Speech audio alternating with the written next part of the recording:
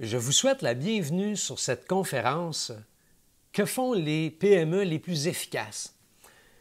J'ai présenté cette conférence-là en lien avec le livre que j'ai publié cette année « Comment améliorer la productivité en contexte de pénurie de main-d'œuvre ». Tout au long des 30 prochaines minutes, je vais vous présenter un extrait en accéléré de ce livre-là que vous pourrez transposer à votre organisation. Vous devez savoir que le contenu dont je vais vous parler est disponible dans une intervention virtuelle et formation en ligne accessible sur l'Académie 2080. Vous n'avez qu'à taper académie2080.com/pénurie pour obtenir toute l'information dont vous avez besoin. Je vous souhaite un bon visionnement et n'hésitez surtout pas à me contacter pour des informations complémentaires. Ça va me faire plaisir de vous aider. L'Académie 2080, c'est 20 d'efforts afin d'obtenir 80 des résultats. Bon après-midi tout le monde. Je vous souhaite la bienvenue à ce résumé d'une activité d'à peu près 35 heures que je vais vous livrer en 25 minutes à peu près. Okay? Si vous avez des iPhones, puis vous voulez prendre des notes, là, posez les acétates que je vais vous présenter parce qu'il va y avoir beaucoup de contenu, puis je vais y aller avec un bon rythme.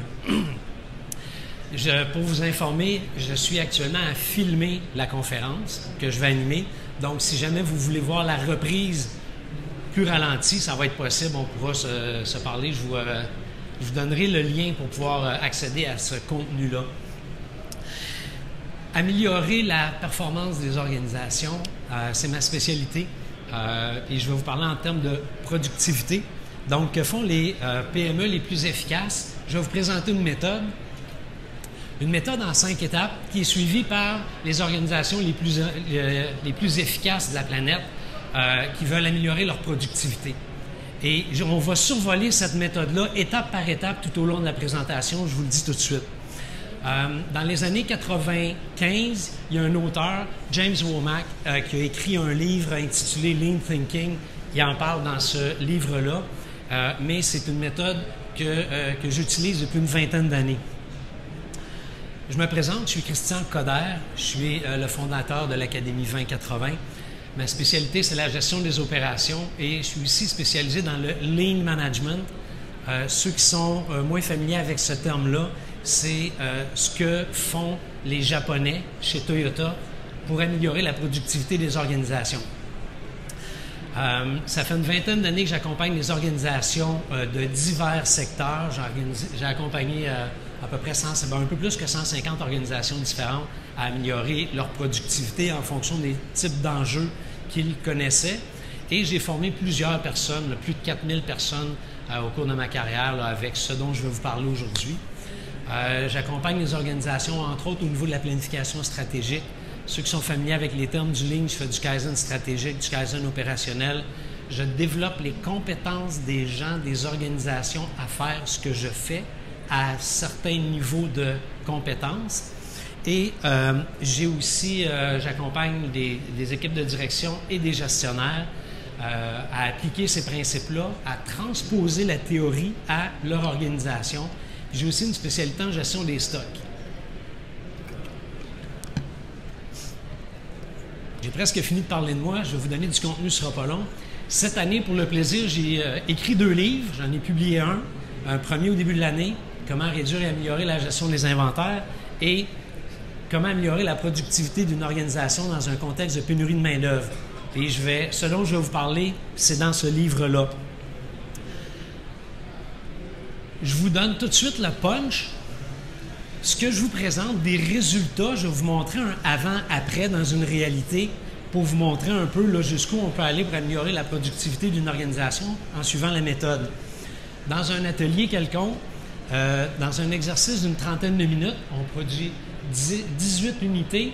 Après avoir appliqué ce que je vais vous présenter, on passe de 18 à 30 unités de produits dans le même laps de temps. Donc, on améliore beaucoup la productivité. 5 personnes travaillent plus fort, plus vite. On fait juste travailler au niveau des méthodes de travail.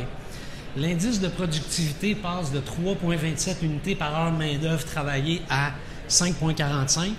le délai, le temps de passage dont je vais vous parler dans quelques instants, est passé de 25 minutes à 8 minutes. Le ratio du temps à valeur ajoutée de 16 à 52 et le ratio de non-qualité de 46 à 1 okay? Ça, c'est le punch là, de la fin là, que je devrais vous montrer, mais je veux vous montrer tout de suite qu'il y a des résultats et c'est tout à fait réaliste. Les PME les plus efficaces commencent par l'étape numéro 1. On doit, peu importe le type de PME, peu importe le type d'organisation dans laquelle vous êtes actuellement, il faut identifier la valeur que vous créez aux yeux de votre client. On va différencier la valeur ajoutée de la non-valeur ajoutée. La valeur que vous créez, là, c'est les activités pour lesquelles votre client est prêt à payer. C'est ce qui satisfait son besoin. Mais dans vos organisations, comme dans n'importe quelle autre organisation, il y a des activités à non-valeur ajoutée qui remplissent notre quotidien. Et chaque individu qui compose une organisation perd facilement de 2 à 3 heures par jour à travailler ou à réaliser des tâches qui n'ajoutent aucune valeur. Par exemple, rechercher, empiler, désempiler, recommencer, déplacer. Plusieurs activités parfois nécessaires, mais qui n'ont aucune valeur aux yeux du client.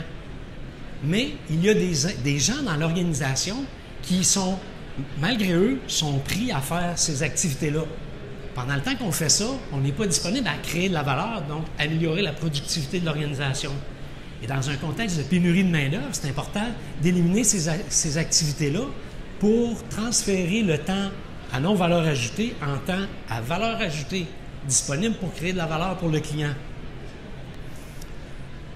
La deuxième étape, lorsqu'on a identifié la valeur pour laquelle le client est prêt à payer, on va schématiser la chaîne de valeur de l'organisation. La chaîne de valeur, là, c'est la succession des activités de création de valeur pour votre client. Chacune d'entre vous, dans l'organisation dans laquelle vous travaillez, il y a nécessairement une chaîne de valeur. Sinon, vous n'auriez pas de travail, puis vous n'auriez aucune raison d'être. Donc, on la schématise. Un exemple. En haut, il y a un client qui envoie une commande dans un département fictif, c'est planification, réception de commandes et ainsi de suite. On s'en vient ici en bas. En bas, complètement, on rentre dans les étapes de création de valeur de cette organisation-là. À la fin, le produit fini s'en va en entrepôt, on va finir par le livrer au client. Il y a un département d'approvisionnement aussi à travers ça qui va envoyer de la matière, des informations. C'est très sommaire, c'est très... mais c'est une organisation quelconque. Vos organisations sont complètement différentes de ça, sauf qu'il y a moyen de transposer votre chaîne de valeur visuellement. Et je vais vous montrer un peu l'utilité de cette cartographie-là tout au long de mon activité. Dans une chaîne, là, il y a toujours un maillon faible. Hein? Je ne vous l'apprends pas. Mais dans une chaîne de valeur, c'est la même chose. Il y a un maillon faible. C'est ce qu'on appelle un goulot d'étranglement. Il y a une étape où c'est plus long que d'habitude, que les autres étapes. C'est l'étape la plus lente. Et on ne peut pas produire plus que la capacité du goulot d'étranglement. Toute organisation a un goulot. Mais il faut le reconnaître sur notre chaîne de valeur. L'impact du goulot, la boule rouge sur le reste, souvent, là, lorsqu'il y a un goulot d'étranglement, c'est quoi le réflexe qu'on a? Il faut rajouter des ressources ou il faut changer les équipements, modifier, automatiser. Mais souvent, c'est un réflexe qu'on a, mais ce qu'il faut savoir, c'est qu'on peut faire mieux en remettant en question les façons de faire. Donc, on peut optimiser une étape qui est goulot, peu importe le secteur d'activité, peu importe le type de goulot d'étranglement. Et lorsqu'on ne gère pas bien le goulot d'étranglement qu'il y a dans votre chaîne de valeur, bien nécessairement, il y a une perte de productivité. Vous n'êtes pas aussi efficace que votre potentiel en tant qu'organisation. Et souvent, lorsque le goulot n'est pas optimisé, il y a un délai artificiel qui est causé pour le client qui fait affaire avec votre organisation. Une chaîne de valeur, ça se mesure. N'importe quelle organisation, ça se mesure. Ces petits ces indicateurs-là que je vous présente, des petites pépites d'or, là. Ça, là, la base d'une organisation, une PME performante, là, elle maîtrise ces indicateurs-là. Okay? On parle de le nombre d'unités produites dans un laps de temps. Peu importe c'est quoi les unités que vous faites, la valeur que vous créez. Dans une journée, vous en faites quelle quantité pour vos clients? Ensuite, quel est l'indice de productivité? Sur l'acétate suivante, je vous présente comment le calculer de manière simple. On calcule aussi le temps de passage d'un client dans l'organisation. Je vais vous en parler. On calcule notre ratio de temps à valeur ajoutée et le pourcentage de non-qualité qu'il y a dans la chaîne de valeur. Parce que la non-qualité, c'est important. Si on fait de la non-qualité, il y a des gens qui travaillent à créer de la non-valeur ajoutée. On doit être obligé de retravailler dessus, puis lorsqu'on retravaille, bien, on n'est pas en train de créer de la valeur. Donc, les organisations efficaces vont être conscientes de ça. Comment calculer la productivité de l'organisation? Par exemple, j'ai produit 36 unités en 60 minutes, divisé par 1 heure de main-d'œuvre. Je m'excuse, il y a une coquille ici. Oui, c'est 11 heures de main-d'œuvre. Parce que il y a 11 personnes qui travaillent dans cette organisation-là pendant 1 heure. Ça fait 11 heures main-d'œuvre. L'indice de productivité, 36 unités divisé par 11 heures main-d'œuvre, ça donne 3,27 unités par heure main-d'œuvre. Si je rajoute une personne dans l'organisation, au bout de la ligne, il faut qu'il m'en sorte 3,27 de plus dans 1 heure. Sinon, je ne suis pas plus productif. Okay? S'il en sort moins, j'ai réduit ma productivité. Mais cet indicateur-là, ça donne beaucoup d'informations sur d'où est-ce qu'on part. C'est quoi la situation actuelle qu'il y a dans la PME? Le ratio à temps-valeur ajoutée, chaque étape de la chaîne de valeur a un temps de cycle. Ça prend un certain temps pour créer chacune des étapes de la valeur pour le client. Lorsqu'on additionne le temps total, dans l'exemple qu'il y a ici, le temps total pour créer la valeur pour le client, c'est 4 minutes 10 secondes. Mais c'est quoi le délai? Combien de temps ça prend entre la première étape et la dernière? 25 minutes. Donc, le ratio de temps-valeur ajoutée, 4 minutes 10 divisé par 25 minutes, ça me donne 16 Fait que ça veut dire que 16 du temps où le client est dans l'organisation, on crée de la valeur. 84 du temps, il se passe quoi avec le client ou avec sa commande ou son produit? Il attend. Ça ne répond pas aux besoins du client. Alors, on doit connaître la situation actuelle et en schématisant la chaîne de valeur, si on la mesure, ça nous donne un portrait de notre organisation. Lorsqu'on a un ratio de temps à valeur ajoutée qui est faible, ça parle beaucoup sur les potentiels d'amélioration de productivité qu'il y a dans une organisation. Si le ratio est faible, c'est parce qu'il y a beaucoup de non-valeur ajoutée. Ça veut dire qu'il y a beaucoup de gains potentiels pour améliorer la productivité de votre organisation. Et aussi, ça veut fort probablement dire qu'il y a des encours. Des encours, c'est quoi? C'est des piles. Des piles de matériel, des piles de dossiers en attente, des patients en attente. Dans une organisation de la santé, j'ai travaillé 8 ans dans le réseau de la santé. Là, à chaque fois qu'il y a quelqu'un qui attend dans une salle d'attente, c'est des encours. C'est pas efficace. On perd notre temps. Mais dans l'organisation, c'est la même réalité. Dans toute organisation, lorsqu'il y a des piles entre les différentes étapes d'une chaîne de valeur, lorsqu'il y a des piles, des accumulations, ça démontre tout simplement qu'on n'est pas aussi efficace qu'on pourrait l'être et que le temps, c'est pour ça que ça prend 25 minutes pour faire quelque chose qui est supposé en prendre 4. Parce qu'il y a des attentes entre les différentes étapes. Ça affecte la productivité de l'organisation. Puis lorsqu'il y a des encours, ça génère des déplacements, des mouvements inutiles, de la recherche. Des fois, en déplaçant du matériel ou des commandes ou des dossiers, on échappe, on brise, on crée de la non-valeur ajoutée. Il va falloir ramasser, il va falloir replacer, réparer. Ça affecte la productivité de l'organisation. Alors, lorsque on a cette multitude d'encours-là, dites-vous qu'il y a des gains à aller chercher. Ça peut vous permettre d'améliorer la productivité, puis les organisations les plus efficaces vont essayer de réduire le plus possible les encours dans l'organisation. Je rappelle, peu importe le type d'organisation dans laquelle vous êtes, s'il y a des encours, on peut faire mieux. Puis à chaque fois qu'il y a des encours, il y a des activités à non-valeur ajoutée. Puis pendant qu'on se rappelle, quand on travaille sur de la non-valeur ajoutée, on n'est pas en train de créer de la valeur. Fait que pour améliorer la productivité, je vais juste me répéter, on va éliminer la non-valeur ajoutée. Et lorsqu'il y a des encours, l'étape en amont des encours, l'étape qui a pris de l'avance sur la prochaine, là,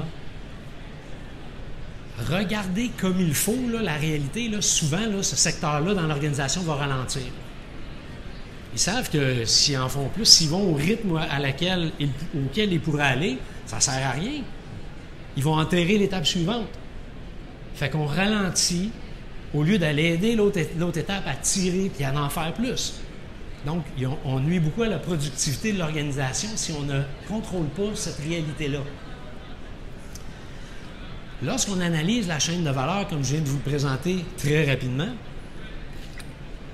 on veut éliminer les gaspillages.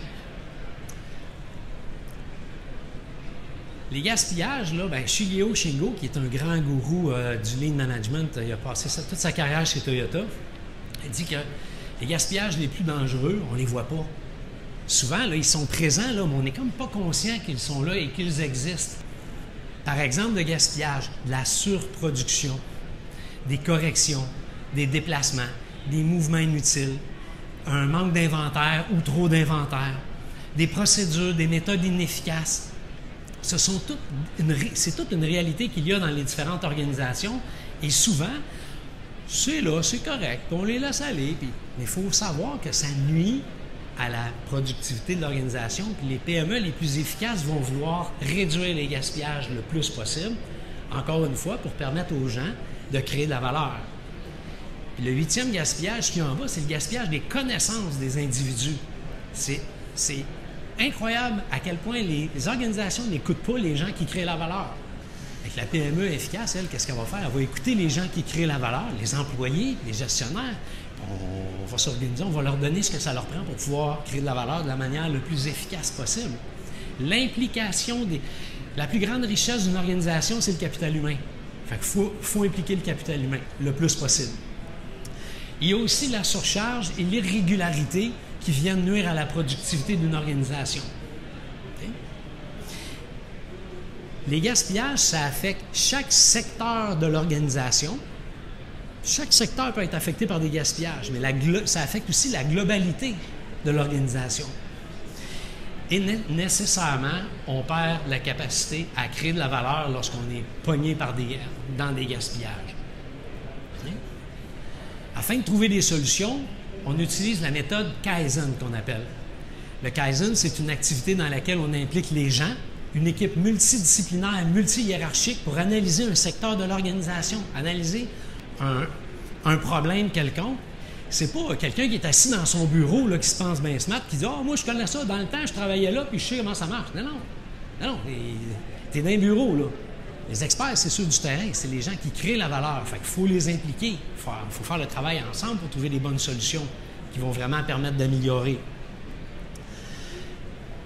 Puis lorsqu'on fait une activité Kaizen, par exemple, moi, je vous suggère fortement, commencez par le goulot d'étranglement. Si vous voulez améliorer la productivité de votre organisation, identifiez le goulot, puis allez investir du temps là, optimiser le goulot, puis la productivité organisationnelle va s'améliorer nécessairement, vu que le goulot, c'est l'étape la plus lente. Fait que là, on va l'optimiser.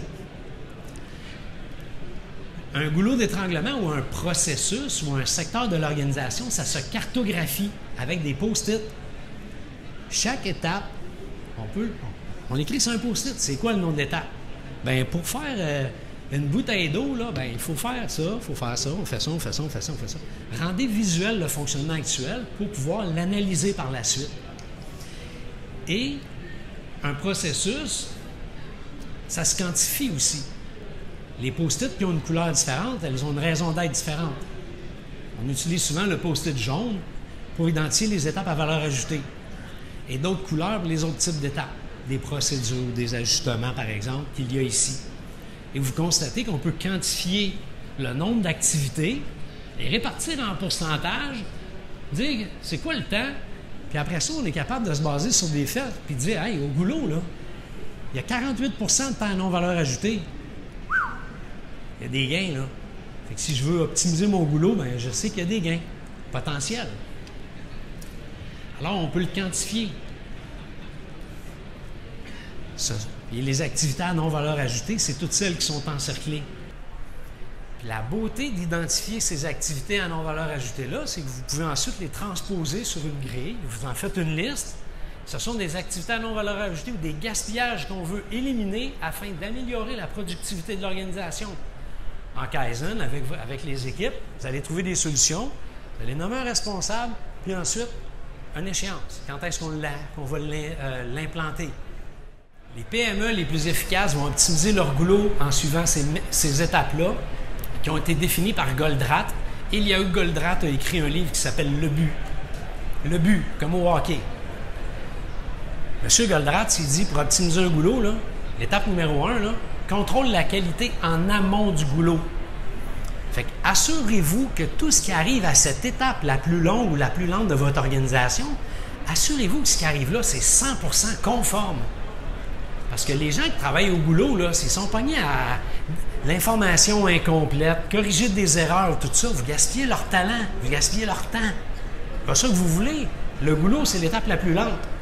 Fait qu'on veut que ces gens-là soient capables de créer le plus de valeur possible. Donc, on contrôle la qualité en amont du goulot. Ensuite, on élimine les gaspillages au goulot. Ensuite, on applique le principe du spécialiste et de l'aide. N'importe qui peut aider le goulot. Bien, aidons notre étape la plus lente. On peut croiser les heures de pause et de repos au goulot. Si le goulot arrête de travailler 15 minutes l'avant-midi, 15 minutes l'après-midi, une demi-heure pour dîner, on perd une heure de production dans la journée à créer de la valeur au goulot. Quand les spécialistes du goulot vont en pause, on les remplace et le goulot va continuer à créer de la valeur. Ensuite, on peut modifier les plages de travail au goulot. Au lieu qu'il travaille de 8 à 4, pourquoi on ne fait pas de 7 à 4, de 7 à 5? On peut rallonger un petit peu le temps de création de valeur de disponible. Puis la règle numéro 6 de Goldratt, c'est un coup que tu as appliqué les 5 premières, là, tu peux optimiser en augmentant la capacité, rajoute des équipements, rajoute du monde, et ainsi de suite. On peut aussi utiliser des contrôles visuels pour améliorer la productivité de l'organisation. On peut aussi utiliser des anti-erreurs pour éviter que les gens fassent des erreurs. On peut utiliser le 5S, qui est une méthode. Sélectionner ce qui est utile, on se débarrasse de ce qui est inutile. On s'ordonne, une place pour chaque chose à sa place. On fait scintiller les lieux, on s'organise que ça soit clean, que ça soit propre. On standardise les différents secteurs de l'organisation. Ensuite, on soutient les 5 premières étapes. Le 5S au niveau visuel, c'est ça. Des environnements de travail efficaces. Okay? Dans des bureaux, on peut en faire aussi. Okay? Avant, après, être bien ordonné. Ça permet de créer un plan d'action avec la liste que je vous ai présentée tantôt. Et il y a de simples solutions comme ça qui vont vous permettre d'améliorer la productivité de l'organisation. Ensuite, la PME est efficace. Ce que ça va faire, elle va synchroniser ces différents processus. Et pour ça, je vous donne 2 trucs de métier très rapides. La majorité des organisations ressemblent à un orchestre du dimanche. Il y en a très peu qui sont bien synchronisés, comme l'Orchestre symphonique de Montréal. Puis qu'est-ce qui fait que l'Orchestre symphonique de Montréal est bien organisé? Quand le maestro, lui, il sait synchroniser. Puis tout le monde se synchronise par rapport à quoi? La baguette. La baguette, qu'est-ce qu'elle dicte? Le tempo. Exact. Ça se calcule le tempo d'une organisation. Ça s'appelle le takt time. Tic-tac, tic-tac. Okay? Le takt time, c'est la cadence à laquelle on doit créer de la valeur pour répondre à la demande. Dans l'exemple qu'il y a ici, qui est très simple, on demande 60 unités en 1 heure. Donc, j'ai 60 minutes pour créer 60 unités. À chaque 1 minute, il faut qu'il y ait une unité qui sort à l'autre bout. Même si vous n'êtes pas une chaîne de montage, ça se peut, là.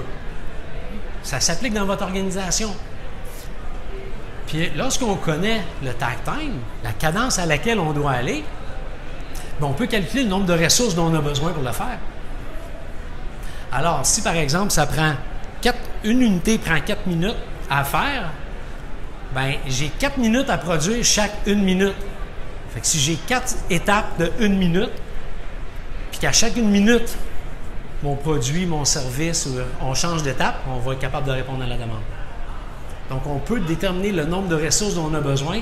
Et ça arrive dans des organisations que j'accompagne. On me dit, Christian, on manque de monde. Et quand on fait ce calcul-là, on dit, ben non, finalement, mathématiquement, tu as assez de monde.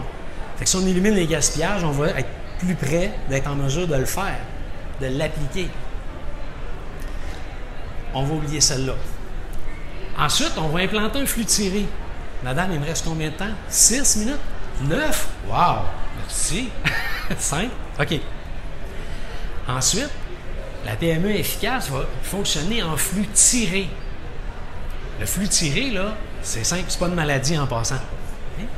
C'est la synchronisation. Des étapes qui sont bien synchronisées en fonction de la cadence du goulot. On ne peut pas aller plus vite que l'étape la plus lente. On doit s'adapter à la vitesse du plus lent, puis les aider à s'optimiser. On me fait signe, oui, mais tu as raison. Ouais. Il y a quelqu'un qui connaît ça là-bas.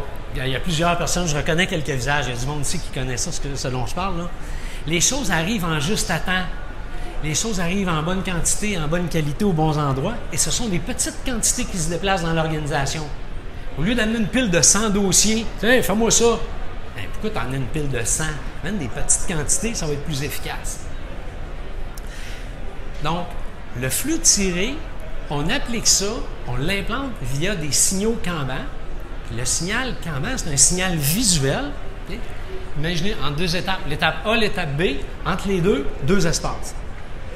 B, quand les 2 espaces sont pleins, là, avec 2 dossiers d'avance sur A, arrête de pousser, ça ne sert à rien. A n'est pas capable de fournir. Quand A va venir chercher quelque chose dans le Kanban, il y a un espace qui se libère, ça dit à B, ah ouais, let's go, mets-en un autre. Puis là, si on veut améliorer la productivité, on va dire à B, quand le Kanban est plein, là, si tu n'as pas les 2 bras, mais tu n'as pas les 2 pieds sur le pouf, là. Non, va donc aider A à tirer. On améliore la productivité comme ça. Des signaux Kanban sur le plancher d'une entreprise de production, par exemple, 4 espaces. Il y en a 2 pleins, ça veut dire amène-en 2 autres. Des pigeonniers, ça peut être bien facile. C'est très visuel. Mettre des dossiers là-dedans. Ah ouais, mais Christian, des dossiers, on n'est plus à l'époque papier. Bien, des fois, là, ça vaut la peine d'avoir des indicateurs comme ça qui dit, pas obligé de mettre autant de pigeonniers sur le mur, mais juste pour montrer c'est quoi l'accumulation qu'il peut y avoir. Est-ce qu'il y a du retard, est-ce qu'il y a de l'avance entre 2 étapes d'un processus ou d'une organisation. Et une chaîne de valeur, ça peut se synchroniser en mettant des signaux Kanban entre chacune des étapes. Et puisque c'est le goulot qui tire, bien, quand le goulot va prendre, si tous les Kanban sont pleins, quand le goulot va prendre une unité pour faire son travail, il y a un espace vide qui se libère. Fait que ça envoie le signe à l'étape précédente. Ah ouais, rempli. Puis là, bien, lui, il va venir prendre quelque chose ici. L'autre va, ah oui, rempli. Là, on va se synchroniser plein, vide, plein, vide. Ça marche dans la vraie vie, dans plein de types d'organisations. On est en mesure de le faire. Et c'est comme ça où on peut synchroniser une organisation et qu'elle soit efficace. Viser la perfection. Hey, je vais être d'un temps, j'espère. Hey, 3 minutes, j'ai du temps en masse. OK. Viser la perfection. Vous connaissez peut-être le cycle de Deming, PDCA. Plan, Do, Check, Act. C'est un cycle d'amélioration continue afin d'atteindre la perfection. On planifie quelque chose qu'on veut faire. Ensuite, on va aller le déployer. Puis souvent, là, dans la majorité des organisations, là, on a un problème, action-réaction. C'est fait. Qu'est-ce qui se passe? Le problème va réapparaître. Okay? Moi, mon mentor, il me disait, c'est un anglophone, un cerveau japonais, puis il me disait, Christian, tu dois faire réfléchir les gens quand vous faites check. Et ce qu'il voulait me dire, c'est quand on constate le résultat des actions là, qu'on a mis en place, là, il faut réfléchir. Pourquoi ça n'a pas marché? Qu'est-ce qu'on a oublié? Pourquoi on n'a pas atteint notre objectif tout de suite? Il y a peut-être d'autres choses à faire. Viser la perfection, hein? Alors, on apprend de nos erreurs puis on apprend de nos bons coups. On s'inspire de nos bons coups aussi pour la prochaine fois. Alors, lorsqu'on fait le check, on constate. Ensuite, on agit. Est-ce que j'ai atteint l'objectif? Non. On recommence. On planifie d'autres choses, on le fait, on check. Puis le jour où on va faire le check, qu'on va avoir atteint l'objectif visé, ce qu'on va faire, c'est qu'on va standardiser. Pour s'assurer, on a réglé le problème, on a amélioré la productivité. Alors, ne revenons plus en arrière en standardisant nos façons de faire et en formant les gens aussi. Alors, pour les PME les plus efficaces, vont suivre, je vais revenir d'une acétate, de 2 acétates, de toutes les acétates, vont suivre cette méthode-là pour se remettre en question, identifier les secteurs à améliorer, merci, et aussi trouver des solutions en impliquant les gens. Puis ça fonctionne. Okay? Et là, je reviens à celle-ci. Les organisations qui vivent cette réalité qui est à l'écran, là, bien, ce dont je viens de vous parler, là, ça s'applique chez vous. Peu importe le secteur d'activité dans lequel vous êtes. Je vais peut-être briser un paradigme, là, mais pour moi, là, votre organisation, un hôpital, un restaurant ou une entreprise manufacturière, c'est toute la même affaire. Une série de processus qui interagissent les uns avec les autres dans votre organisation et ça s'optimise. Okay? Nous sommes à l'espace conseil 108, au fond là-bas. Okay? Vous pouvez voir, regardez la couleur, notre kiosque est comme ça. Si vous en voulez plus, venez nous rencontrer, ça va vraiment me faire plaisir. Mon nom, c'est Christian Coder. Puis si vous voulez la vidéo, vous pouvez écrire à... Ben, venez me voir à la place. Ou venez me chercher sur LinkedIn. Merci beaucoup.